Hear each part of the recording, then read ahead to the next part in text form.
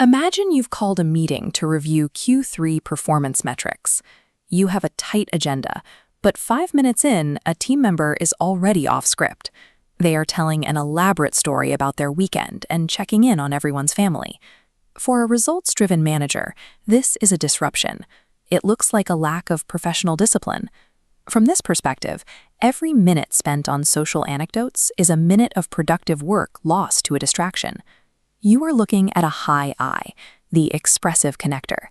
They don't see the world through a filter of raw data. They navigate through narrative. For this personality type, the social bond is the actual foundation for everything that follows.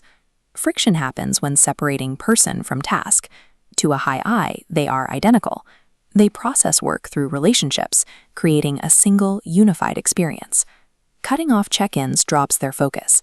Validating that bond first leads to a steady climb in performance. You can identify a high I by their physical and vocal presence. Their speech is animated, with constant shifts in pitch and volume. They maintain steady eye contact, use expansive hand gestures, and tend to stand close to the people they are addressing. Their communication is built on yes and energy. They rely on stories rather than statistics and fill their emails with exclamation points and personal questions. They are just sharing information. They are inviting you into a narrative. 3 specific drivers keep them engaged: public recognition, a sense of team warmth, and a high degree of variety in their daily tasks. Doing the same repetitive task for months on end is exhausting for them. This explains why a high I often values a public shout-out during a team meeting more than a private salary adjustment. The social acknowledgement is the primary currency they trade in. This chart tracks how they react to high pressure. Instead of retreating to analyze the data, they talk more. Their optimism takes over, which branches into a dozen different promises as they try to be the person who saves the day for everyone. In a conflict, they default to smoothing things over. They will use humor or change the subject to lower the tension. For a high I, preserving the feeling of connection is usually more important than winning a technical argument. Their internal system is built for team cohesion. They prioritize the emotional state of the group, which means they might avoid a hard truth if they think it will damage the relationship or the mood of the room. Managing a high I effectively requires a translation of standard corporate inputs.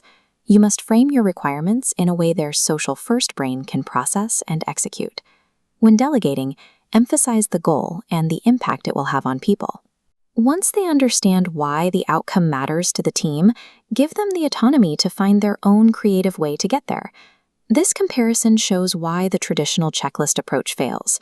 A rigid 47-step process suffocates their interest. They need enough space to innovate and connect with others while they work toward the target. Use this same approach for reporting. Instead of just listing production numbers, tell the story of the impact.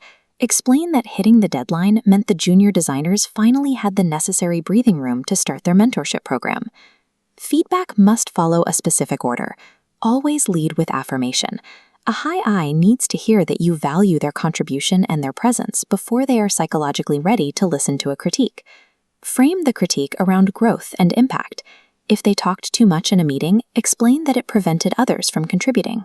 Deliver this with genuine warmth. If the delivery feels cold, they will likely process the feedback as a personal rejection. Success with a high I comes down to this translation. By wrapping accountability in visible care, you remove the social friction that usually blocks their ability to follow through on hard tasks. There are real costs to the high I profile. Their follow-through can be inconsistent. They often avoid the heavy lift of documentation, and their constant need for change can be draining for teammates who require a stable, predictable environment. A moment of wonder. Yet they provide a benefit that is difficult to replicate. They are the ones who bridge the gaps between departments and turn a quiet office into a collaborative space where people feel safe sharing their best ideas. They use their social capital to revive flagging projects. Because they invest so much in people, they can open doors and bring in resources that a more analytical team member might never even find. This model shows the cycle of interdependence. Personal rapport creates the psychological safety required for high engagement. That engagement leads directly to the measurable results, which then strengthens the relationship for the next project. You can demand high-level execution from a high I, provided you build the connection first. When you acknowledge the relationship as part of the work, you activate the person who drives the rest of the team's momentum.